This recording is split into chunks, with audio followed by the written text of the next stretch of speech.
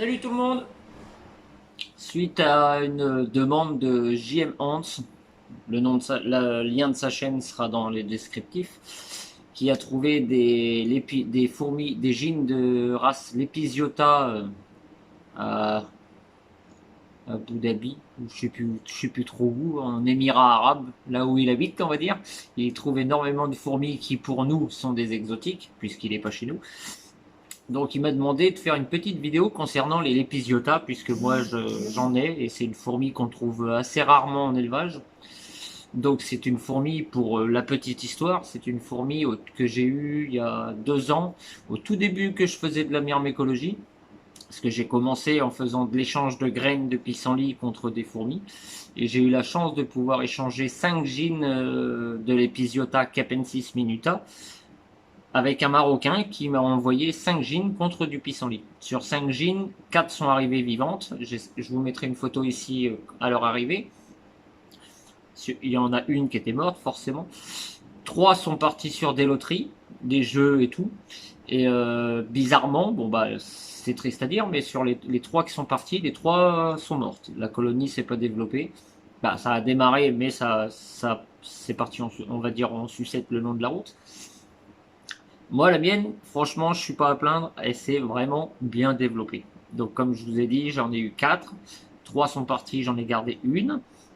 Après, je les ai installés dans une boîte Ferrero avec du sable, des cailloux et le tube. Je vous mets la photo ici de leur installation. Dès qu'elles étaient une dizaine d'ouvrières, je leur ai laissé accès à une ADC. Ça s'est très bien développé. C'est des fourmis qui sont très, très voraces. Faut surtout pas hésiter sur les protéines, ça mange énormément. Moi, elles font une diapose. Elles sont, bah, la première année, elles étaient dans ma chambre parce que ça fait comme elles viennent du Maroc. Forcément, elles font une diapose un peu plus chaude que les nôtres. Et dans ma chambre, il fait 18-20. Donc, bon, bah, elles étaient bien pour la première année. Cette année, elles ont gardé le chauffage pour cet hiver à 18, ouais, 18-20 à peu près pareil. Qu'est-ce que je peux dire encore sur cette espèce? C'est une espèce assez prolifique. Parce qu'en 2 ans, je vais vous montrer ça, ça s'est relativement bien développé. Euh, Si, bah, dès le début que je les ai eus, en fait, la DC, je leur ai mis du sable. Parce que pour moi, fourmi qui vient du Maroc, du sable. Je sais pas pourquoi, mais c'est comme ça que j'ai géré le coup. Et franchement, ça a très bien marché. Donc, je vais vous montrer tout ça, l'évolution de tout ça. Donc, je vous montre là où elles sont en place directement, comment c'est installé et tout. Et après, je les déplacerai pour les mettre sur un vivarium vide pour pouvoir prendre en visuel d'en dessous la DC, puisque vu que la DC c'est du sable, elles ont creusé partout, il y a des galeries, donc je sais pas ce qu'il y a en dessous, je les déplace jamais, mais il doit y avoir pas mal de monde en dessous. Et elles doivent changer de nid et d'ADC cet été. Donc bah on va se lancer sur tout ça et puis bah je vous montre tout ça. Donc voilà comment elles sont installées entre mes Camponotus atiops et mes Phédol pallidula. En chauffage, j'ai juste le câble qui passe comme ça en dessous, qui est accroché sur un nid gobelet en pierre. Ça va me permettre de voir ce qu'il y a dedans, parce que c'est très rare que je regarde, je les dérange très peu. Le Jelai, comme je vous ai dit, c'est des fourmis très très voraces.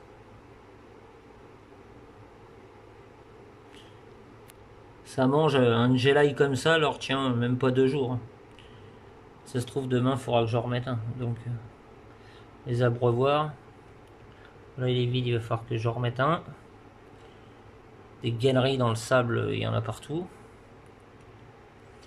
Là c'est leur tube de fondation, qu'il va falloir que j'enlève d'ailleurs, mais comme je vais changer d'ADC pour leur en mettre une beaucoup plus grande, qui sera aussi certainement avec du sable.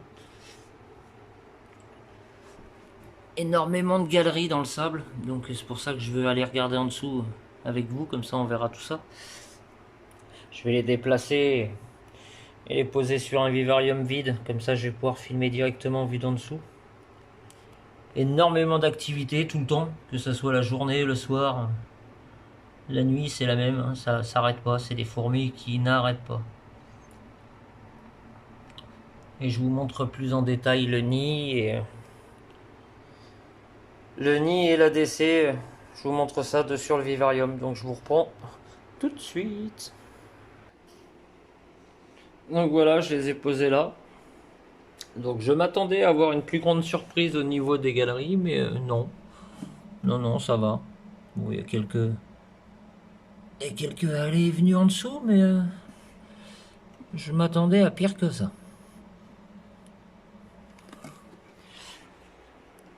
Donc là, on peut bien les voir.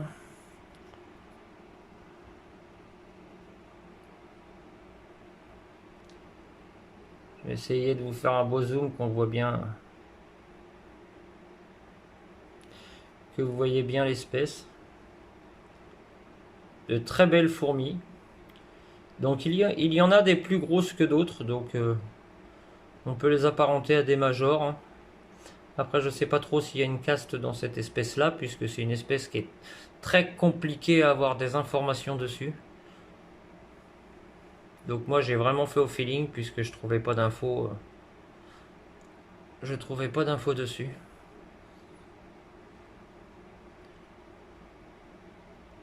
Donc on va aller jeter un œil. On va aller jeter un œil dans leur nid, chose que je regarde quasiment jamais.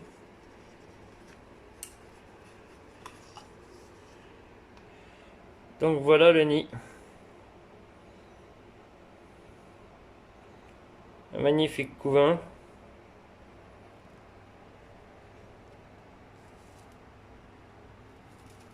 Ah oui, effectivement. Effectivement, sachant elle est monogyne, hein. Ce n'est pas une colonie polygyne. Ah oui, effectivement, oui. Je regarde jamais moi, mais oui.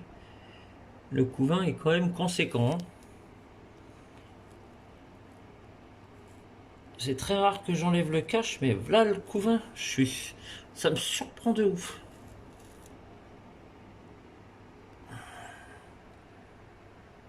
On va essayer de faire un gros plan sur les larves. Ah ouais, c'est impressionnant quand même. C'est impressionnant quand même.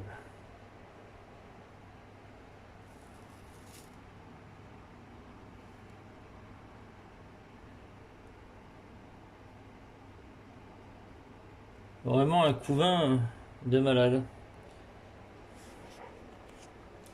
Attendez, j'enlève le zoom.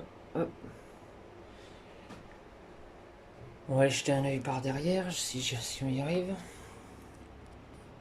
Est-ce que le nid va jusque derrière? Ouais. Alors c'est pareil jusqu'en bas quoi. Une petite pause parce que madame est montée me parler. Donc comme je disais, hein, un couvain digne de ce nom, hein. C'est vraiment impressionnant. Je sais pas si on va réussir à voir la gine, mais... Ah bah si, elle est là. Regardez madame. Madame est là. Apparition discrète. Petite apparition de madame. Donc voilà les Pisiota capensis minuta au sommet de leur forme. Donc c'est un gobelet en pierre, hein, avec une petite réserve au fond que je remplis. Ça doit être, j'ai dû la remplir 4 fois depuis qu'elles sont dans le nid. Ça va faire un peu plus d'un an déjà.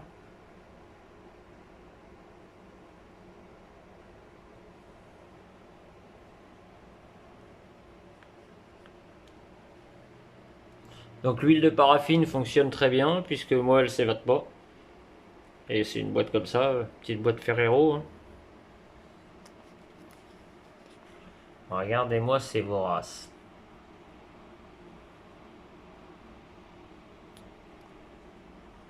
C'est vraiment une espèce très très vorace. Donc voilà ce qui t'attend, JM.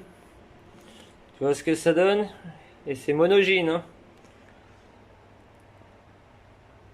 Elles sont monogynes. Bah elle est monogyne puisque j'en ai mis qu'une dedans. Donc voilà pour le petit suivi des Lepisiota capensis minuta. Moi c'est des Lepisiota capensis minuta. Donc j'espère que ce petit tour vous aura fait plaisir. J'espère que JM t'aura obtenu les infos ou t'aura vu ce que t'avais besoin. Avec grand plaisir. Quand t'as un truc à demander, faut pas hésiter. Surtout si c'est ce que j'ai sous la main. Donc j'essaierai de vous faire une prochaine vidéo sur les nouvelles arrivantes de ce matin, où j'ai eu vraiment très peur avec la poste, sur les Camponotus pseudo-irritants. On me les a envoyés dans un e-building. La poste m'a réveillé ce matin, m'a donné un colis, c'était une Livebox. Je suis retourné vérifier dans l'après-midi et en fait, ils m'avaient mis le colis dans la boîte aux lettres, en plein soleil. Au lieu de nous donner les deux d'un coup, ils m'ont foutu ça dans la boîte aux lettres. Donc heureusement que j'ai vérifié, tout le monde va bien, la gine va bien, le couvain va bien et tout va bien. Et merci Djibril, hein, t'as assuré. Bon allez, bisous tout le monde.